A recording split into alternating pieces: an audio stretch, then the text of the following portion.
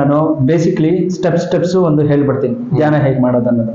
First ಆಸನ ಸಿದ್ಧಿ, ಆಮೇಲೆ ಕೂತ್ಕೋಬೇಕು ಧ್ಯಾನಕ್ಕೆ, ಸರಿನಾ? ಅದಾದ್ಮೇಲೆ ಪ್ರಾಣಾಯಾಮಗಳು ಇರ್ತವೆ. ಅದಾದ್ಮೇಲೆ ಓಂಕಾರ ಸ್ಟಾರ್ಟ್ ಮಾಡ್ಬೇಕು, ಓಂಕಾರ ಸಿದ್ಧಿ ಆಗ್ಬೇಕು. ಓಂಕಾರ ಸಿದ್ಧಿ ಈಗ ನೋಡಿ, ನಾ ಓಂಕಾರ ಮಾಡಿದ್ರೆ ಓಂ ಅಂದ್ರೆ ಒಳಗಡೆ ಓಂ ಅಂತ ಬರುತ್ತೆ, ಇದು ಸಿದ್ಧಿ. ಅರ್ಥ ಆಯ್ತಾ? ನಿಮ್ಗೆ ಅರ್ಥ ಆಗಂಗೆ ಹೇಳ್ಬೇಕು. ವಿಧಿ ವಿಧಾನಗಳಿದಾವೆ, ತುಂಬಾ ಫಾಲೋ ಮಾಡ್ಬೇಕು, ಒಂದು ಸ್ಟೆಪ್ ಹತ್ಬೇಕು. ನಿಮ್ಗೆ ಏಕಾಏಕಿ ಒಂದು ಫಾರ್ ಎಕ್ಸಾಂಪಲ್ LKG ಸ್ಟೂಡೆಂಟ್ ನಿಮ್ಗೆ 10th ಎಕ್ಸಾಮ್ ಕೊಟ್ರೆ ನೀವು ಪಾಸ್ ಮಾಡ್ತೀರಾ? ಆಗತ್ತಾ ನಿಮ್ಗೆ? ಹಂಗೇನ ಇದನ್ನು ಯೋಗ ಅನ್ನೋದು. ಹಾಗಾಗಿ ಯೋಗ ಧ್ಯಾನ ಎಲ್ಲ ಮಾಡ್ಬೇಕಂದ್ರೆ ಒಂದೊಂದೇ ಸ್ಟೆಪ್ ಹತ್ಬೇಕು, ಅವಾಗ್ಲೇ ನಿಮ್ಗೆ ಅರ್ಥ ಆಗುತ್ತೆ. ಅದಕ್ಕೆ ಎಲ್ಲ ಒಂದು ಗುರುಗಳು 12 ವರ್ಷ ಸಾಧನೆ ಮಾಡ್ಬೇಕು. ಈಗ ನೋಡಿ, ನೀವು 10th ಪಾಸ್ ಮಾಡ್ಬೇಕಂದ್ರು 12 ವರ್ಷ ಬೇಕಲ್ವಾ? LKG UKG first second third fourth fifth ಈ ತರ. ಹಂಗೇನೆ ಯೋಗದಲ್ಲೂ ಅಷ್ಟೇ, ಗುರುಗಳಂತ ಹಿಂದೆ ಹೋದ್ರೆ ಸುಮ್ನೆ ಆಗಲ್ಲ. ಈಗ ನಮ್ಮಿಂದ ನೀವ್ ಯಾರಾದ್ರೂ ಬೇಕಾದ್ರೆ ಬಂದ್ರು ನೀವು ಖಂಡಿತ ನಿಮ್ ಕೈಲಿ ಆಗಲ್ಲ, ನನ್ನ ಜರ್ನಿಯಲ್ಲಿ ನೀವು ಬರ್ಲಿಕ್ಕೆ ಆಗಲ್ಲ. ಅದಕ್ಕೆ ನಾನು ಬರೀ 6 ಮಂದಿ ಹುಡುಕ್ತಾ ಇದ್ದೀವಿ. ಸಿಗ್ತಾರೆ ಅವರು ಸಮಯ, ಅವ್ರಿಗೆ ಆ ಸ್ಮರಣ ಶಕ್ತಿ ಬರ್ಬೇಕಲ್ವಾ? ನನ್ ಗುರು ಯಾರಂತ ಅವ್ರು ತಿಳ್ಕೊಬೇಕಲ್ವಾ? ಅವ್ರು ಖಂಡಿತ ನಾನು ಹುಡ್ಕೊಂಡ್ ಬರ್ತಾರೆ, ನಾನು ಇರುತ್ತಲ್ಲೇ ಖಂಡಿತ ಹೇಳ್ಕೊಡ್ತೀನಿ. ಬೇರೆಯವ್ರಿಗೂ ಸಿಗುತ್ತೆ. ಇಲ್ಲ ನಾನು ನಿಮ್ ಜೊತೆ ಬರ್ತೀನಿ ಗುರುಗಳಾದ್ರೆ ಖಂಡಿತ ಬನ್ನಿ, ಸರಿನಾ? ಬಂದವ್ರಿಗೆಲ್ಲ ಸಿಗೋದಿಲ್ಲ, ಎಲ್ಲರಿಗೂ ಆಗೋದಿಲ್ಲ. ಯಾಕೆಂದ್ರೆ ಅದು ಕಷ್ಟವಾದ ಜೀವನ, ತ್ಯಾಗ ಮಾಡ್ಬೇಕಾಗತ್ತೆ, ಬದುಕಬೇಕಾಗತ್ತೆ. ನಾವು ಒಂದೇ ಒಂದ್ ಮಾತು ಹೇಳ್ತೀನಿ, ಹೆಂಡತಿ ಮಕ್ಕಳು ಬಿಡ್ಬೇಕಾಗತ್ತೆ, ಅಂತ ಪರಿಸ್ಥಿತಿ ಬಂದ್ಬಿಡುತ್ತೆ. ಎಲ್ಲ ಬಂಧುಗಳನ್ನ ಕಳ್ಕೋಬೇಕು. ಇವಾಗ ನೋಡಿ, ಉದಾಹರಣೆಗೆ ಬಾಲ್ಯ, ಯೌವನ, ಗೃಹಸ್ಥ, ವಾನಪ್ರಸ್ಥ ಅಂತ ಇದೆ. ಎಲ್ಲಾನು ದಾಟಬೇಕು. ದಾಟದಾಗನೆ ಪರಿಪೂರ್ಣವಾಗಿ ನೀವು ಮೋಕ್ಷಕ್ಕೆ, ಮುಕ್ತಿಗೆ ಹೋಗ್ತೀರಾ. ಸ್ವರ್ಗಕ್ಕೋ ನರಕೋ ಎಲ್ಲೋ ಹೋಗ್ತೀರಾ. ಎಲ್ಲ ಮುಗಿಸ್ಬೇಕು. ಭಾವಬಂಧನ ಅಷ್ಟು ಸುಲಭವಾಗಿ ಬಿಡಲ್ಲ. ಈ ಸಂಸಾರ ಅನ್ನೋದು ಸಾಗರ ಇದ್ದಾಗ ಇದರಲ್ಲಿ ಒಂದ್ಸತಿ ಇಳಿದ ಮೇಲೆ ಈಜ್ಕಂತ ಹೋಗ್ಬೇಕು ಹೊರತು ಅಯ್ಯೋ ನನ್ ಕೈಲಾಗಲ್ಲಪ್ಪ ಅಂತ ಹೇಳಿದ್ರೆ ಮುಳುಗೋಗ್ತೀರಾ ನೀವು. ಮತ್ತೆ ಹಿಂದಕ್ಕಂತೂ ಬರಕ್ಕಾಗಲ್ಲ, ಮುಂದಕ್ಕೆ ಹೋಗ್ಬೇಕು. ಅದಕ್ಕೆ ಭಾವಬಂಧನ ಅಂತೀವಿ. ಸಂಸಾರ ಸಾಗರ ಇದ್ದಾಗೆ ಅದರಲ್ಲಿ ಈಜ್ಲೇಬೇಕು. ಈ ತರ ಎಲ್ಲ ಇರ್ತವೆ. ಇದೇ ಜ್ಞಾನ, ಇದನ್ನ ತಿಳ್ಕೊಳ್ಳಿ, ಮಾಡಿ. ಮತ್ತೆ ಗುರುಗಳೇ ಸರಿ ಓಕೆ ನೀವ್ ಹೇಳ್ದಂಗೆಲ್ಲ ಆಗಲ್ಲ, ಕಷ್ಟ, ಓಕೆ ಮಾಡ್ಲಿಕ್ಕೆ ಆಗಲ್ಲ, ಓಕೆ ಗುರುಗಳೇ ನಾವು ಒಪ್ಕೋತೀವಿ ಅಂತ ಹೇಳ್ತೀರಾ. ಆದ್ರೂ ಪರಿಪೂರ್ಣದೊಂದು ಬದುಕು ಜೀವನ ನೀವು ನಡೆಸುವಂತದ್ದು ದಾರಿ, ಹಾದಿ, ಮಾರ್ಗ ಇದೆ. ಅದನ್ನ ನೀವು ಮಾಡಿ. ಕುಟುಂಬನ, ಈ ಕುಟುಂಬದಲ್ಲಿ ಸಂತೋಷ ಖುಷಿಯಾಗಿರಿ, ಅದೊಂದು ಬದುಕು ಜೀವನ ಮಾಡ್ಬೋದು. ಈ ತರ ಗುರುಗಳೇ ಅನ್ಕೊಂಡು ಮಾಡ್ಲಿಕ್ಕಾಗಲ್ಲ. ಈಗ ಆಸನಗಳು ಅಂತ ಹೇಳಿದ್ರಿ, ಸಿಂಪಲ್ ಆಗಿ ನಾನು ಕೇಳ್ತೀನಿ. ಈಗ ಚೇರ್ ಮೇಲೆ ಕುತ್ಕೊಂಡಾಗ ಒಂದು ಆಸನ ಹಾಕೋಬಹುದು. ಆ ಆಸನದಿಂದ ಏನು ಉಪಯೋಗ ಆಗುತ್ತೆ? ಆಸನ ಸಿದ್ಧಿ ಅಂತ ಹೇಳಿದ್ರಿ. ಇವಾಗ ಸಾಮಾನ್ಯ ಆಸನಗಳಂತ ಹೇಳಿದಾಗ ಸಾಮಾನ್ಯ ನಾರ್ಮಲ್ ಕುತ್ಕೊಳ್ಳೋದು ಒಂದು ಆಸನ. ಹೌದು. ಪದ್ಮಾಸನ, ಕಾಲ ಹಾಕೋತೀವಿ. ಮತ್ತೆ ಕೂತಾಗ ಒಂದು ಆಸನ ಇದೆ. ನಾ ಒಂದು ಆಸನದಲ್ಲಿ ಯಾವಾಗ್ಲೂ ಪ್ರಕ್ರಿಯೆ ಮಾಡ್ತಿದ್ದೆ. ಕೂತಾಗ ಈ ಲೆಫ್ಟ್ ಲೆಗ್ ಈ ತರ, ಅಂದ್ರೆ ಫುಲ್ ಕುತ್ಕೊಂಡಾಗ ನಾವು ಪದ್ಮಾಸನಲ್ಲಿ ಕುತ್ಕೊಂಡು ಅರ್ಧ ಆಸನ ಹಾಕ್ತೀವಿ. ಈ ತರ ಇದು ಒಂದು ಆಸನ. ಇದು ಸಾಮಾನ್ಯಗಳಿಗೆ ಯಾರಿಗೂ ಹಾಕ್ಲಿಕ್ಕೆ ಆಗಲ್ಲ. ಈ ತರ ಕುತ್ಕೊಳ್ಳೋದು ಒಂದು ಸಾಧನೆ. ಈ ಆಸನ ಅರ್ಧ ಆಸನ, ಪದ್ಮಾಸನದಲ್ಲಿ 2 ಕಾಲನ ಪದ್ಮಾಸನ ಹಾಕ್ತಿವಿ. ಅರ್ಧ ಆಸನದಲ್ಲಿ ಬಂದು ಯಾರು ಒಂದು ಸಾಧಕರು ಈ ತರ ಸಾಧನೆ ಮಾಡುವಂತ ಅವ್ರಿಗೆ ಮಾತ್ರ ಸಾಧ್ಯ ಆಗುತ್ತೆ, ಇಲ್ಲಾಂದ್ರೆ ಸಿಕ್ಕಾಪಟ್ಟೆ ಕಷ್ಟ. ಮತ್ತೆ ನಾವು ಕೂರುವಾಗ ಅಷ್ಟೇ ಸಿಕ್ಕಾಪಟ್ಟೆ. ಈ ಒಂದು ಸಾಧನೆ ಮಾಡುವಾಗ ನನಗೆ ತುಂಬಾ ಸೊಂಟ ನೋವು, ಬೆನ್ನು, ಮೂಳೆ ಎಲ್ಲಾನು ನೋವಾಗಿದೆ. ಯಾಕಂದ್ರೆ ಸಿದ್ಧಿ ಆಗ್ಬೇಕು, ಪರ್ಫೆಕ್ಟ್ ಆಗಿ ಕುತ್ಕೋಬೇಕು. ಅದು ಆಸನಗಳು ಸಿದ್ಧಿ ಆಗ್ಬೇಕು. ಆವಾಗಲೂ ಸಿದ್ಧಿ ಆದಾಗ್ಲೇ ನಮ್ಗೆ ಯಾವುದೇ ನೋವು. ಈಗ ಯಾವ ತರ ನಮ್ಗೆ ನೋವೇನು ಬರಲ್ಲ. ಸ್ಟಾರ್ಟಿಂಗ್ ಅಲ್ಲಿ ತುಂಬಾ ನೋವಾಗಿತ್ತು ನನಗೂ. ಅದಕ್ಕೆ ಆಸನ ಸಿದ್ಧಿ ಅಂತೀವಿ, ಸಿಂಪಲ್ ಆಗಿ. ಅರ್ಥ ಆಯ್ತಾ ನಿಮ್ಗೆ? ಓಕೆ, ಗೊತ್ತಾಯ್ತು. ಈಗ ಯಾವ ಆಸನದಲ್ಲಿ ಕುತ್ಕೋತೀವಿ ಅನ್ನೋದು ಇಂಪಾರ್ಟೆಂಟ್ ಅಲ್ಲ, ಅದನ್ನ ಕೂರುವಂತದ್ದು ಪರ್ಫೆಕ್ಟ್ ಆಗಿ ಕಲಿಬೇಕು. ನೀವು ಕುತ್ಕೋಬೇಕಷ್ಟೇ. ಯಾವ್ದಾದ್ರು ಕುತ್ಕೊಂಡ್ರೆ ಏನ್ ಫಲ ಇದೆ ಅಂತ ತಿಳ್ಕೊಬೇಕು ಫಸ್ಟ್. ಹೌದು, ಅದನ್ನ ಗುರು ಆದವ್ರು ಹೇಳ್ಕೊಡ್ತಾರೆ. ಖಂಡಿತ. ಓಕೆ, ನೀವು ಸಾಮಾನ್ಯವಾಗೂ ಕುತ್ಕೋಬಹುದು, ಅದು ಒಂದು ಆಸನ ಸಿದ್ಧಿ. ಆರಾಮಾಗಿ ಚೇರ್ ಮೇಲೂ ಕುತ್ಕೋಬಹುದು. ಅದ್ ಮಾಡುವಂತದ್ದು ಕರೆಕ್ಟ್ ಆಗಿ ತಿಳ್ಕೊಬೇಕಷ್ಟೇ. ಚೇರ್ ಮೇಲೆ ಕುತ್ಕೊಂಡ್ರೆ ಹಿಂಗ್ ಕುತ್ಕೊಂಡ್ಬಿಡ್ತಾರೆ, ಹೆಂಗ್ ಸಾಧನೆ ಆಗುತ್ತೆ? ನಾರ್ಮಲ್ ಕೂತಿರ್ತೀವಲ್ವಾ, ಅದು ಸ್ಟಡಿಯಾಗಿ ಹಿಂಗ್ ಕುತ್ಕೊಳ್ಳೋದು ಕಲಿಬೇಕು. ಇದು ಆಸನ ಸಿದ್ಧಿ. ಕೂರೋದೇ ಒಂದು ದೊಡ್ಡದು ಒಂದು ಸಾಧನೆ ಅಷ್ಟೇ, ಕೂರ್ಬೇಕಷ್ಟೇ. ಓಕೆ, ಈಗ ಕೂರೋದ್ರ ಜೊತೆಗೆ ಉಸಿರಾಡೋದನ್ನು ಪ್ರಾಕ್ಟೀಸ್ ಮಾಡ್ಬೇಕು. ಖಂಡಿತ. ಫಸ್ಟ್ ಆಸನ ಸಿದ್ಧಿ, ಆಮೇಲೆ ಪ್ರಾಣಾಯಾಮ ಸ್ಟಾರ್ಟ್ ಮಾಡ್ಬೇಕು, ಆಮೇಲೆ ಧ್ಯಾನ ಕೂರೋದು ಕಲಿಬೇಕು. ಧ್ಯಾನದಲ್ಲೇ ಕಣ್ಣು ಮುಚ್ಕೊಂಡು ಕೂತ್ಕೋಬೇಕು. ಏಕಾಗ್ರತೆ ಚಿತ್ತ, ನಿಮ್ಮ ಕಾನ್ಸಂಟ್ರೇಟ್ ಅದನ್ನ ನಿಲ್ಲಿಸಬೇಕು. ಇಲ್ಲಿ ನಿಮ್ಮ ಮನಸ್ಸನ್ನ ಇಲ್ಲಿ ತಂದು ನಿಲ್ಲಿಸಬೇಕು. ಮನಸ್ಸು ಮಾಯೆ. ಆ ಮನಸ್ಸನ್ನ ಯಾರು ನಿಗ್ರಹಿಸಿ ತಂದು ನಿಲ್ಲಿಸ್ತೀವೋ ಅವಾಗ್ಲೂ ನೀವು ಇದ್ರಲ್ಲೆಲ್ಲ ಸಾಧನೆ ಮಾಡ್ಲಿಕ್ಕೆ ಆಗತ್ತೆ. ಓಕೆ. ಅದು ತಂದು ನಿಲ್ಸೋದೇ ತುಂಬಾ ಕಷ್ಟ ಇರುವಂತ ಕೆಲಸ. ಹ್ಮ್. ಈಗ ರೂಮ್ ಒಳಗೆ ಕುತ್ಕೊಳ್ಳಿ ಅಂದ್ರೆ ಆಗಲ್ಲ, ಯಾಕಂದ್ರೆ ಎಲ್ಲರ ಕೈಲಿ ಮೊಬೈಲ್ ಇರ್ಲೇಬೇಕು, 2 ಅವರ್ ಕುತ್ಕೊಂಡ್ರೆ ಆಗಲ್ಲ. ಅಂತದ್ರಲ್ಲಿ ಮನಸ್ಸು ಒಂದ್ ಕಡೆ ತಂದು ನಿಲ್ಸೋದಾದ್ರೂ ಹೇಗೆ ಮತ್ತೆ ಅನ್ನೋ ಒಂದು ಪ್ರಶ್ನೆ ಈಗ ಜನಕ್ಕೆ. ಈಗ ನಾನೇ Okay. ಹೇಗೆ ಅಂದ್ರೆ ನೀವು ತಿಳ್ಕೋಬೇಕು, ನಾನ್ ಏನ್ ಮಾಡ್ತಾ ಇದ್ದೀನಿ, ಏನಕ್ಕೋಸ್ಕರ ಮಾಡ್ತಾ ಇದ್ದೀನಿ, ಯಾಕಾಗಿ ಮಾಡ್ತಾ ಇದ್ದೀನಿ ಅನ್ನೋದು ನಿಮ್ಗೆ ಪ್ರಶ್ನೆಗೆ ಉತ್ತರ ಇದ್ರೆ ಖಂಡಿತ. ಯಾಕಂದ್ರೆ ನಿಮ್ ಜೀವನದಲ್ಲಿ ಏನೋ ಒಂದು ಘಟನೆ ನಡೆದಿರುತ್ತೆ, ಆಮೇಲೆ ಅದರಿಂದ ಹೊರಗಡೆ ಬರೋದೇ ಒಂದು ಈ ಕಾನ್ಸಂಟ್ರೇಟ್. ನಾವೊಂದು ನಿಲ್ಸ್ತೀವಿ ಮನ್ಸನ್ನ ಬರ್ಬೇಕು ಅಂದ್ರೆ ಅದು ತುಂಬಾ. ಯಾಕಂದ್ರೆ ಇದರಲ್ಲಿ ಮುಂದಿನ ಇದರಲ್ಲಿ ಎಪಿಸೋಡ್ಸ್ ಅಲ್ಲಿ ನಾನು ಹೇಳ್ತೀನಿ ನಿಮ್ಗೆ, ಒಂದು ವಿಶೇಷವಾಗಿ ಹೇಳ್ತೀನಿ ನಿಮ್ ಮನಸ್ಸನ್ನ ಹೇಗೆ ನಿಗ್ರಹಿಸೋದು, ಹೇಗೆ ಕೂಡ್ಸೋದು, ಮತ್ತೆ ಮನಸ್ಸು ಮತ್ತೆ ಸುಪ್ತ ಮನಸ್ಸು ಅಂತಾರೆ ಕೇಳಿದಿರಲ್ಲ, ಮೈಂಡ್ ಮತ್ತೆ ಸಬ್ ಕಾನ್ಶಿಯಸ್ ಮೈಂಡ್, ಇದ್ರ ವಿಚಾರ ಹೇಳ್ತೀನಿ. ಇದು ತುಂಬಾ ಇಂಟ್ರೆಸ್ಟಿಂಗ್ ಆಗಿದೆ, ನಾನು ನಿಮ್ಗೆ ಹೇಳ್ತೀನಿ ಇದನ್ನ. ಇದ್ದದ್ದೇ ಒಂದು ವಿಡಿಯೋ ಮಾಡೋಣ. ಕಾನ್ಶಿಯಸ್, ಸಬ್ ಕಾನ್ಶಿಯಸ್ ಮೈಂಡ್ ಈ ತರ ಇದೆಯಲ್ಲ, ಮತ್ತೆ ಸುಪ್ರೀಂ ಕಾನ್ಶಿಯಸ್ ಅಂತ ಎಲ್ಲ ಇದೆ, ಈ ತರ ಎಲ್ಲ ಇದೆ.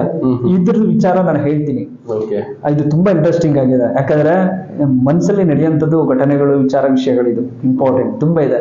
ಮತ್ತೆ ಇದರಿಂದ ಈ ಮನಸ್ಸಿಂದ ಆಗಿದ್ದು ಮತ್ತೆ ಸೂಕ್ತ ಮನಸ್ಸಲ್ಲಿ ಹೇಗೆ ಒಂದು ಜಾಗೃತಿ ಆಗ್ಬಿಟ್ಟು ಏನೆಲ್ಲ ಆಗುತ್ತೆ ಅನ್ನೋದನ್ನ ತಿಳಿಸ್ಕೊಡ್ತೀನಿ. ಅದಕ್ಕೆ ಡಿಸಿಷನ್ಸ್ ಮತ್ತೆ ಡಿಸೈಡ್ ಮಾಡ್ತೀವಲ್ವಾ ನಾವು, ಅದನ್ನ ಇದ್ ಮಾಡ್ಬೇಕು. ಯಾಕಂದ್ರೆ ಇವತ್ತು ಬದುಕು ಜೀವನ ನಮ್ಮ ಮನಸ್ಸಿಂದ ಇವಾಗ ಒಂದು ನೋಡ್ತೀವಿ, ಅದ್ ಬೇಕು, ಆಸೆ, ಆಕಾಂಕ್ಷೆ ಇದೆಲ್ಲ ಇರುತ್ತೆ. ಇದನ್ನೆಲ್ಲ ಬಿಡ್ಬೇಕು. ನೀವೇ ಅಂತಿರಲ್ಲ ಕ್ರಿಯಾಯೋಗ ಅನ್ನೋದು, ಇವೆಲ್ಲ ಬಿಡ್ಬೇಕು.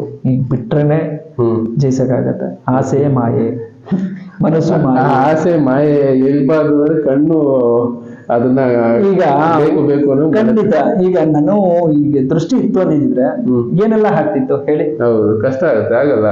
ಆಸೆಗಳು ಬಿಡಲ್ಲ. ಅದು ಬೇಕು. ಮತ್ತೆ ಈಗ ನೋಡಿ ನನ್ಗೆ ಬೇಡ ಅನ್ಸ್ತಿದೆ ನನಗೆ, ಯಾಕಂದ್ರೆ ನಿಜವಾದ ಸತ್ಯನ ತಿಳ್ಕೊಂಡ್ಮೇಲೆ ಏನಕ್ಕಪ್ಪ ಬೇಕು ಅನ್ಸುತ್ತೆ ಈ ದೃಷ್ಟಿ. ಏನ್ ಬೇಕು ಹೇಳಿ?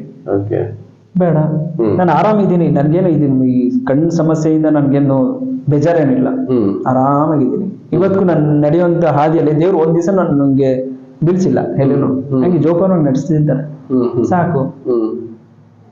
ಓಕೆ, ನೀವ್ ಹೇಳೋದು ಎಲ್ಲದಕ್ಕೂ ಒಟ್ಟಿನಲ್ಲಿ ಓವರ್ ಆಲ್ ಆಗಿ ಗುರು ಬೇಕು. ಗುರು ಹತ್ರ ಜ್ಞಾನ ಇರಬೇಕು. ಜ್ಞಾನ ಇರುವಂತ ಗುರು ಹತ್ರ ಹೋದ್ರೆ ಒಳ್ಳೆ ದಾರಿಯನ್ನ ಸಿಗುತ್ತೆ. ಖಂಡಿತ. ಅವಾಗ ನೀವು ಮುಕ್ತಿ ಮೋಕ್ಷಕ್ಕೂ ಹೋಗ್ತೀರಾ, ಸ್ವರ್ಗಕ್ಕೂ ಹೋಗ್ತೀರಾ. ಸುಮ್ನೆ ಯಾರ್ಯಾರನ್ನೋ ಗುರು ಅಂತ ಚೂಸ್ ಮಾಡ್ಕೊಂಡು ಮೋಸ ಹೋಗೋರು ತುಂಬಾ ಜನ ಆಗೋಗ್ಬಿಟ್ಟಿರ್ತಾರೆ. ಹೌದು, ಇವತ್ತು ನಾನು ಹೇಳ್ತೀನಿ, ನನ್ನ ಗುರು ಅಂತ ಯಾರನ್ನು ಕರೀರಿ ಅಂತ ನಾನು ಇವತ್ತಿಗೂ ಹೇಳಿಲ್ಲ, ನಾನ್ ಭಕ್ತ ಅಂತಾನೆ ಹೇಳೋದು. ಮತ್ತೆ ಇನ್ನೊಂದು ಮಾತು ಹೇಳ್ತೀನಿ, ನನ್ನನ್ನು ಯಾರು ನಂಬೇಡಿ, ಭಗವಂತನ ನಂಬಿ ಅಂತ ಹೇಳ್ತೀನಿ. ಯಾಕೆ ಹೇಳಿ? ಭಗವಂತನ ನಂಬೇಕು. ಆ ಭಕ್ತಿ ಎಂಬ ಜ್ಯೋತಿನ ನಿಮ್ಮಲ್ಲಿ ಬೆಳೆಸಿದ್ರೆ ಭಗವಂತ ಕಾಣ್ತಾನೆ. ನನ್ನ ನಂಬಿ ನನ್ ಗುರು ಅಂತ ಕರೀರಿ ಅಂತ ನಾನು ಯಾರಿಗೂ ಹೇಳಲ್ಲ. ದೇವ್ರು ನಂಬಿ ಫಸ್ಟ್. ನಂಬಿಕೆ, ಭಕ್ತಿ, ನಂಬಿಕೆ, ಶ್ರದ್ಧೆ ಇರ್ಬೇಕು ನಿಮ್ಮಲ್ಲಿ ಅಂತ ನಾನು ಹೇಳ್ತೀನಿ. ಇದು ಬೇಕು, ಇಂಪಾರ್ಟೆಂಟ್. ನಿಮ್ಮಲ್ಲಿ ಆ ಭಕ್ತಿ, ನಂಬಿಕೆ, ಶ್ರದ್ಧೆ ಇಲ್ಲ ಅಂದ್ರೆ ಏನ್ ಮಾಡ್ತೀರಾ? ಯಾವ ಗುರು ನೋಡ್ಕೊಂಡು ಹೋಗ್ತೀರಾ? ಏನ್ ಕಲಿತೀರಾ ಅನ್ನೋದೇ ಪ್ರಶ್ನೆ. ನಿಮ್ಮಲ್ಲಿ ಫಸ್ಟ್ ಬೆಳಗ್ಸಿ. ನೀವೆಲ್ಲ ನನ್ನ ನಂಬಿ ಗುರುಗಳೇ ಅಂತ ನೀವು ನನ್ನ ಹಿಂದೆ ಬರೀ ಅಂತ ಖಂಡಿತ ನೀವು ಯಾರು ಬರಬೇಡಿ. ಯಾಕಂದ್ರೆ ನನ್ ಪೀಸ್ ಆಫ್ ಮೈಂಡ್ ಬೇಕು. ಇವತ್ತು ನನ್ಗೆ ಎಷ್ಟೊಂದು ಪ್ರೆಷರ್ ಅಂದ್ರೆ ಸಾಧಕರಿಗೆ ಒಂದ್ ಸ್ವಲ್ಪ ಸಮಯ ಕಾಲ ಅನ್ನೋದು ಇರುತ್ತೆ, ಬಿಡ್ಬೇಕು. ಯಾಕಂದ್ರೆ ಅವರು ಮೌನಿ ಜಾಸ್ತಿ, ಯಾರ ಜೊತೆ ಸೇರಲ್ಲ, ಅವ್ರದೇ ಆದಂತ ಲೋಕದಲ್ಲಿ ಕೂತಿರ್ತಾರೆ. ಅದ್ರ ಧ್ಯಾನ ಪ್ರಕ್ರಿಯೆಯಲ್ಲಿ ಕೂತ್ಕೊಂಡಿರ್ತೀವಿ. ತುಂಬಾ ಫೋನ್ ಕಾಲ್ಸ್ ಬಂತು, ಇನ್ನು ತುಂಬಾ ಜನ ಬಂದು ಡಿಸ್ಟರ್ಬ್ ಮಾಡ್ತಿದಾರೆ. ಏನಾಗತ್ತೆ ನಿಮ್ಮಿದು? ನಾನು ತುಂಬಾ ಸರಿ ನಾನು ಡಿಸೈಡ್ ಒಂದ್ ಮಾಡಿದ್ದೆ, ಬೇಡ ಸಾಕು, ಬಂದಿದ್ದೀನಿ, ಈ ಜೀವನ ಸಾರ್ಥಕತೆಗೊಳಿಸಿದ್ದೀನಿ, ಇದಾದ್ಮೇಲೆ ನನ್ಗೇನು ಬೇಡ ಅನ್ನೋದೊಂದು, ಎಲ್ಲರಿಂದ ದೂರ ಇರ್ಬೇಕಂತ ಡಿಸೈಡ್ ಮಾಡಿದ್ದೆ ನಾನು.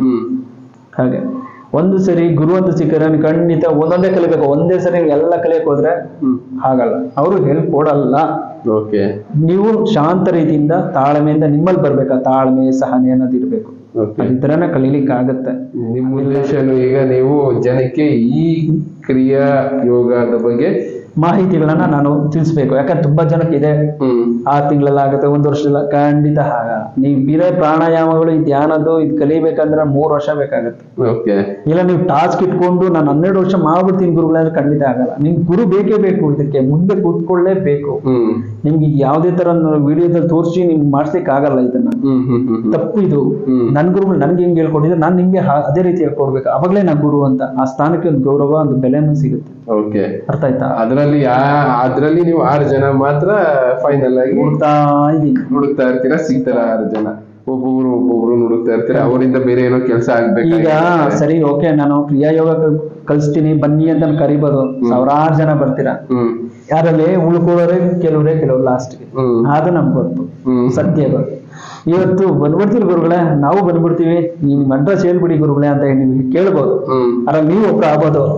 ನೀವು ಬರ್ತೀರಾ, ಸ್ಟಾರ್ಟಿಂಗ್ ಜೋಶು ಖುಷಿ ಇರುತ್ತೆ. ನಾನ್ ಬರಲ್ಲ, ಯಾಕೆಂದ್ರೆ ಗೊತ್ತು ನನಗಿನ್ನ ಆ ಲೆವೆಲ್ಗೆ ಕಾನ್ಸಂಟ್ರೇಷನ್. ಅಲ್ಲ, ಉದಾಹರಣೆಗೆ ಹೇಳೋದು ನಾನು, ನೀವು ಬರ್ಬೋದು, ಬರ್ತೀರಾ, ಜೋಶ್ ಇರುತ್ತೆ. ಒಂದ್ ದಿವಸ ಮಾಡ್ತೀರಾ, 2 ದಿವಸ ಮಾಡ್ತೀರಾ, 4ನೇ ದಿವಸ ಯಾಕ ಬಿಡಪ್ಪ ಸಾಕು, ಬರಲ್ಲ, ಸ್ಟಾಪ್ ಮಾಡಿ. ಹೌದು, ಹಂಗ ಅನ್ಸ್ಬಿಡುತ್ತೆ. ಬಟ್ ಅದು ಮನಸ್ಸಿಂದ ಬರ್ಬೇಕು. ಹೌದು, ನನಗೆ ಇದೆಲ್ಲ ಬಿಟ್ಬಿಟ್ಟಿದೀನಿ, ಬೇಡ ನನಗೆ ಮಾಡ್ಬೇಕು ಅಂತ ಕುತ್ಕೊಂಡಾಗ ಮಾತ್ರ. ಅಂದ್ರೆ ಇಲ್ಲ ಎಂತವ್ರಿಗಾಗ್ಬೇಕು ಅಂದ್ರೆ ವಿರಕ್ತಿ ಅನ್ನೋದು ಬಂದ್ಬಿಡ್ಬೇಕು. ಲೈಫ್ ಅಲ್ಲಿ ನಾನು ಎಲ್ಲ ಕಂಡ್ಬಿಟ್ಟಿದೀನಿ, ನನಗೆ ಇನ್ನೇನು ಬೇಕಾಗಿಲ್ಲಪ್ಪ, ಇನ್ನೇನ್ ಬೇಕು ಅನ್ನೋ ಲೆವೆಲ್ ಬಂದ್ಬಿಡ್ಬೇಕು. ಇಲ್ಲ ಜೀವನದಲ್ಲಿ ನನ್ಗೇನು ಬೇಡಪ್ಪ, ಎಲ್ಲಾ ತರದ್ದು ಸಾಕಾಗೋಗಿದೆ ಅನ್ನಿಸಿದಾಗ ಮಾತ್ರ ಅದ್ ಬರ್ಬೋದು. ಇಲ್ಲ ಡೈರೆಕ್ಟ್ ಆಗಿ ಗುರುಗಳಿಂದ ದೀಕ್ಷೆ ಸಿಗ್ಬೇಕು. ನೀವು ಈಗೊಂದು ಪ್ರಶ್ನೆ ಹೇಳಿದ್ರೆ, ವಿರಕ್ತಿ ಮುಟ್ಬೇಕು, ಈ ತರ ಎಲ್ಲ ಆಗ್ಬೇಕು, ಅದ್ ನನ್ನ ಜೀವನದಲ್ಲಿ ನಡ್ತಿದ್ದೆ. ನನ್ನ ಗುರುಗಳನ್ನ ಅಗಾಧವಾಗಿ ಹಿಂಗ್ ಇಟ್ಕೊಂಡಿದ್ದಕ್ಕೆ ಒಂದು ಈ ಯೋಗನ ಕೊಟ್ರು, ಜ್ಞಾನ ಕೊಟ್ರು, ಎಲ್ಲ ಆಯ್ತು. ಆದ್ರೆ ಒಂದು ಹೇಳ್ತೀನಿ, ಸತ್ಯ ಘಟನೆ, ರೀಸೆಂಟ್ 1 ಮಂತ್ ಬ್ಯಾಕ್, 12/5/2024 ಅವತ್ತು ನಾನು ಹಿಮಾಲಯ ಹೋಗಿದ್ದೆ. ಹೋದಾಗ ಇದು ಯಾಕೆ ನಿಮ್ಗೆ ಹೇಳ್ತಾ ಇದ್ದೀನಿ, ಡೇಟ್ ಸಮಯ ಎಲ್ಲ ಅಂತ, ನಾನು ಒಂದು 2-3 years ಬ್ಯಾಕ್ ಬಾಬಾಜಿ ಒಂದ್ಸತಿ ಹಿಂಗೆ ಧ್ಯಾನದಲ್ಲಿ ಕುತ್ಕೊಂಡು ಮಾತಾಡುವಾಗ, ನನ್ ಬಾಬಾಜಿ ಕಣ್ ಕಾಣಲ್ಲ, ನಾನು ಹೇಗೆ ನಾನು ಹಿಮಾಲಯ ನೋಡ್ಬೇಕು, ನಾನು ನಿಮ್ಮ ಇರೋಂಥ ಸ್ಥಳಕ್ಕೆ ಬರ್ಬೇಕು, ಈ ಜನ್ಮದಲ್ಲಿ ಬರ್ತೀನೋ ಬರಲ್ಲ, ಇದೇ ನನ್ಗೆ ಯಾವಾಗ್ಲೂ ಒಂದ್ಸರಿ ದುಃಖದಲ್ಲಿ ಕೇಳ್ಕೊಂಡೆ. ಅವಾಗ ಬಾಬಾಜಿ ನನ್ಗೊಂದು ಮಾತು ಹೇಳಿದ್ರು, ನೀನ್ ಬರ್ತೀಯಾ, ಸಮಯ ಬಂದಾಗ ಬರ್ತೀಯಾ, ಹೇಗೆ ಅಂತ ನಾನು ಕೇಳಿದೆ. ನಾನು ತುಂಬಾ ಪ್ರಶ್ನೆ ಮಾಡ್ತೀನಿ ನಮ್ಮ ಗುರುಗಳನ್ನ, ಅದೇ ನಮ್ಮ ಗುರುಗಳು ತುಂಬಾ ಇಷ್ಟ. ಕನೆಕ್ಟ್ ಆದಾಗ ನಾನು ತುಂಬಾ ಕೆಲವೊಂದು ವಿಷಯಗಳನ್ನ ತಿಳ್ಕೊಂಡ್ಬಿಡ್ತೀನಿ. ಯಾಕಂದ್ರೆ ಅಷ್ಟು ಜಾಸ್ತಿ ಲಾಂಗ್ ಟೈಮ್ ಅವರು ನಮ್ಮೊಟ್ಟಿಗೆ ಕನೆಕ್ಟ್ ಅಲ್ಲಿ ಇರಲ್ಲ. ಅರ್ಥ ಆಯ್ತಾ? ಇದೊಂದು ತಿಳ್ಕೊಬೇಕು. ಗುರುಜಿ, ಬಾಬಾಜಿ ನಿಮ್ ಜೊತೆ ಡೈಲಿ ಕನೆಕ್ಟ್ ಆಗುವಂತ ಮಾರ್ಗ, ಜ್ಞಾನ ನನ್ನಲ್ಲಿ ಇದೆ, ಮಾಡ್ಕೋಬಹುದು. ಆದ್ರೆ ನಾ ಮಾಡ್ಕೊಳಕ್ ಆಗಲ್ಲ, ಮಾಡ್ಕೂಡ್ದು. ಅದಕ್ಕೆ ಹೇಳ್ತೀನಿ ಯಾಕೆ ಅಂತ. ಇದು ಯಾಕೆ ಹೇಳ್ತಿದ್ದೀನಿ, ಆಮೇಲೆ ಕೇಳ್ದೆ, ಈ ತರ ಹಿಮಾಲಯ ನೋಡ್ಬೇಕು ಅಂತ ಕೇಳಿದಾಗ ಬಾಬಾಜಿ ಹೇಳಿದ್ರು, ಆಯ್ತು ನನ್ನ ಶಿಷ್ಯಂದ್ರು ಬರ್ತಾರೆ, ಪೂರ್ವ ದಿಕ್ಕಿಂದ ಬರ್ತಾರೆ, ನಿನ್ ಕರ್ಕೊಂಡ್ ಬರ್ತಾರೆ ಅಂತ. ನಾನು ಈಗ ಹೋಗ್ಬಿಟ್ಟು ಬಂದೆ ಹಿಮಾಲಯಕ್ಕೆ. ಒಂದ್ ಹೇಳ್ತೀನಿ ಕೇಳಿ, ಆ ಜಾಗಕ್ಕೆ ಅಷ್ಟು ಸಮಯಕ್ಕೆ ಯಾರು ಹೋಗ್ಲಿಕ್ಕೆ ಆಗಲ್ಲ. ಪೂರ್ವ ದಿಕ್ಕಿಂದ ಅಂದ್ರೆ ಚೆನ್ನೈಯಿಂದ ಮತ್ತೆ ಕೊಯಮತ್ತೂರಿಂದ ಬಂದಿದ್ರು. ಒಬ್ರು ಪ್ರಮೀಳಮ್ಮ ಅಂತ ಬಂದಿದ್ರು, ಅವ್ರ ಜೊತೆ ಕವಿ ಸಾರು, ಯೋಗಿ ಸಾರು, ಇವರೆಲ್ಲ ಬಂದಿದ್ರು. ಅವರು ನಮ್ಮನ್ನ ಕರ್ಕೊಂಡು ಹೋಗಿದ್ರು. ನಮ್ಮೊಟ್ಟಿಗೆ ಬಂದು ಅಶೋಕ್ ಅಂತ ಇದ್ದಾರೆ, ಮತ್ತೆ ಮತ್ತೆ ನಾವು 6 ಜನ ಹೋಗಿದ್ವಿ.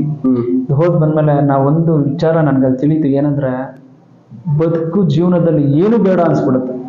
ಒಂದು ಕ್ಷಣಕ್ಕೆ ಅನ್ಸ್ಬಿಡುತ್ತೆ, ಈ ಜಾಗ ಬಿಟ್ಟು ಹೋಗ್ಬಾರ್ದು, ಇಲ್ಲೇ ಇದ್ಬಿಡೋಣ ಅನ್ಸ್ಬಿಡುತ್ತೆ. ಅದೇ ನನ್ಗೆ ಅನುಭವ ಆಗಿದೆ, ಅಪೇಕ್ಷೆ. ನಾನು ಕೇಳ್ಬಿಟ್ಟೆ, ಹೇ ಭಗವಂತ, ಗುರುದೇವ, ಬಾಬಾಜಿ, ನನಗೆ ಏನು ಬೇಡ, ಈ ಒಂದು ಸಾಕು, ನನ್ನ ಒಂದು ಎಲ್ಲ ಇಚ್ಛೆಗಳನ್ನ ಪೂರ್ಣಗೊಳಿಸ್ತೀರಿ. ಕೊನೆಗೆ ನಾನು ಹಿಮಾಲಯನೂ ಬಂದ್ಬಿಟ್ಟೆ ನಿಮ್ ಜಾಗಕ್ಕೆ, ಕೇವ್ಗೆ, ಬಾಬಾಜಿ ಕೇವ್ ಇದೆ ಅಲ್ಲಿ ಹೋಗಿ ನಾನು ನೋಡಿದಾಗ ನಂಗೆ ತುಂಬಾ ಸಂತೋಷ ಆಗುತ್ತೆ, ಪರಮಾನಂದ ಆಗ್ಬಿಡ್ತು. ಅವಾಗ ಕೇಳ್ಕೊಂಡೆ. ಹಾಗಾಗಿ ಇನ್ನೊಂದು ವಿಶೇಷವಾಗಿ, ತನ್ನ ಶಿಷ್ಯರನ್ನ ನೋಡ್ಲಿಕ್ಕೆ ಗುರು ಖಂಡಿತ ಬಂದಿದ್ರು ಹಿಮಾಲಯದಲ್ಲಿ. ಇದೊಂದು ಘಟನೆ ನಡೆದಿದೆ, ಇದೊಂದು ಹೇಳ್ತೀನಿ. ಆ ಒಂದು ಹಿಮಾಲಯದಲ್ಲಿ ನಡೆದಂತ ಘಟನೆ, ಅಲ್ಲಿ ತುಂಬಾ ಒಂದು ಅದ್ಭುತ ನಡೀತು. ಅದೊಂದು ಮಿರಾಕಲ್. ಓಕೆ. ಅಂದ್ರೆ ಗುರುಗಳು ಶಿಷ್ಯನ ಹುಡ್ಕೊಂಡ್ ಬರ್ತಾರೆ, ಒಂದೊಂದ್ಸಲ ಶಿಷ್ಯಂದ್ರು ಒಂದೊಂದ್ಸಲ ಗುರುಗಳನ್ನ ಹುಡ್ಕೊಂಡು ಹೋಗ್ಬೇಕಾಗತ್ತೆ. ಅದು ಒಟ್ಟಿನಲ್ಲಿ ಎಲ್ಲ ನಿರ್ಣಯ ಆಗಿರುತ್ತೆ, ದೈವ ನಿರ್ಣಯ ಅಂತ ಹೇಳ್ತಾರಲ್ಲ, ಆ ತರ. ಯಾರ್ಯಾರಿಗೆ ಯಾವ ದಾರಿ ಅನ್ನೋದನ್ನ ಆಲ್ರೆಡಿ ಬರೆದಿಟ್ಬಿಟ್ಟಿರ್ತಾರೆ. ಬಟ್ ಕರ್ಮಾನುಸಾರ ನಾವು ಬದುಕ್ತಾ ಇರ್ತೀವಿ. ಆ ಟೈಮ್ ಬಂದಾಗ ಆ ದಾರಿನಲ್ಲಿ ಹೋಗಿ ಸೇರ್ಕೊಳ್ತೀವಿ. ಆ ದಾರಿಗೆ ಸೇರ್ಕೊಳ್ಳೋ, ಆ ದಾರಿ ತೋರ್ಸೋರು. ಹೌದು. ಈಗ ಉದಾಹರಣೆಗೆ ನದಿಗಳು ಇರ್ತಾವಲ್ಲ, ಎಲ್ಲಾನು ನದಿಗಳೆಲ್ಲ ಹೋಗಿ ಎಲ್ಲಿ ಸೇರ್ತವೆ? ಸಮುದ್ರಕ್ಕೆ ಸೇರುತ್ತೆ. ಖಂಡಿತ ಇದೆ ನೀವು. ಹಾಗೆ ನಾವು ಎಲ್ಲೆಲ್ಲೋ ಹುಟ್ಟಿರ್ತೀವಿ, ಏನೇನೋ ಆಗಿರ್ತೀವಿ. ಕೊನೆಗೆ ನಮ್ ಗುರುಗಳ ಅನುಗ್ರಹ ಆಯ್ತು, ಮತ್ತೆ ಸಿಕ್ತು ಅಂದ್ಮೇಲೆ ನಾವು ಮತ್ತೆ ಅಲ್ಲೇ ಹೋಗ್ತಿರೋದು.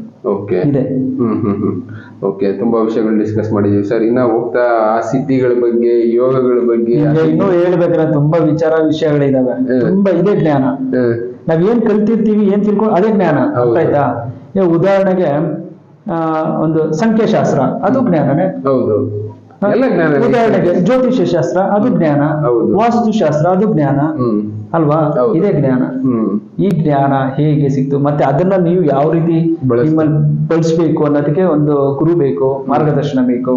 ಆ ಜ್ಞಾನವನ್ನು ಸಿದ್ಧಿ ಮಾಡ್ಕೊಂಡು ಯಾವ ರೀತಿ ನೀವು ಉಪಯೋಗಿಸ್ತೀರ ಅನ್ನೋದೇ ಒಂದು ಇದು ಇಂಪಾರ್ಟೆಂಟ್. ಓಕೆ. ಅದನ್ನೆಲ್ಲ ಮುಂದಿನ ಡಿಸ್ಕಸ್ ಮಾಡ್ತಾ ಜನಕ್ಕೆ ಹೇಳ್ತಾ ಹೋಗೋಣ, ಯಾವ ಜ್ಞಾನ ಯಾವ ತರ ಸಿಗುತ್ತೆ, ಅದಕ್ಕೆ ಯಾವ ದಾರಿನಲ್ಲಿ ಹೋಗ್ಬೇಕು, ಯಾವ ತರ ಗುರು ನುಡ್ಕೋಬೇಕು, ಅದು ನಿಮ್ಗೆ ಬಿಟ್ಟಿದ್ದು. ನೀವು ಒಂದು ಯಾರು ನಿಮ್ಗೆ ನಿಜವಾದ ಗುರು ಅಂತ ಸಿಗ್ತಾರೋ ಖಂಡಿತ ನಾನು ಹೇಳ್ತಿದ್ದೀನ ಅವ್ರನ್ನ ಹಿಂಬಾಲಿಸಿ, ಅವ್ರನ್ನ ಹಿಂಬಾಲಿಸಿದ್ರೆ ಅವ್ರನ್ನ ಫಾಲೋ ಮಾಡಿದ್ರೆ ನೀವು ಜ್ಞಾನವನ್ನೇ ಕೇಳಿ. ಒಂದು ಸರಿ ಗುರು ಅಂತ ಫಿಕ್ಸ್ ಆಗ್ಬಿಟ್ರೆ ಗುರುನೇ ಅವ್ರು ನಿಮ್ಗೆ, ಅಷ್ಟೇ, ಚೇಂಜ್ ಮಾಡಂಗಿಲ್ಲ. ಬೇರೆ ಗುರು ಹತ್ರ ಹೋಗಂಗಿಲ್ಲ. ಮತ್ತೆ ಗುರು ಅಂದ್ರೆ ಗುರುನೇ ಅಷ್ಟೇನೆ, ಅವರು ಗುರು. ಬೇರೆ ಗುರು ಹತ್ರ ಹೋಗ್ಬೋದು, ಅವ್ರ ಮಾರ್ಗದರ್ಶನ ಮಾಡ್ತಾರೆ. ಇದು ನಮ್ಮ ಬಾಬಾಜಿ ವಿಚಾರದಲ್ಲಿ ತುಂಬಾ ಇದಾವೆ. ನಾನು ಹೇಳ್ತೀನಿ ಅವ್ರ ಗುರುಗಳು ಯಾರು, ಮತ್ತೆ ಅವ್ರು ಎಲ್ಲಿ ಹೋದ್ರು, ಬಾಬಾಜಿ ಎಲ್ಲಿ ಒಂದು ಇದು ಪರಿಪೂರ್ಣವಾಗಿ ಸಾಧನೆ ಆಯ್ತು, ಅವ್ರು ತುಂಬಾ ಮಾಹಿತಿಗಳಿದಾವೆ. ನಾನು ತಿಳಿಸ್ಕೊಡ್ತೀನಿ ಒಂದು ಇದ್ರಲ್ಲಿ ನಿಮ್ಗೆ, ಅದು ಅವಾಗ ನಿಮ್ಗೆ ಅರ್ಥ ಆಗುತ್ತೆ. ಓಕೆ ಸರ್, ಆ ವಿಷಯಗಳು ಡಿಸ್ಕಸ್ ಮಾಡ್ತಾ ಹೋಗೋಣ ಮುಂದಿನ ದಿನಗಳಲ್ಲಿ. Thank you sir. ನಮಸ್ತೆ. Thank you. ತುಂಬಾ ಧನ್ಯವಾದ. ನಮಸ್ತೆ.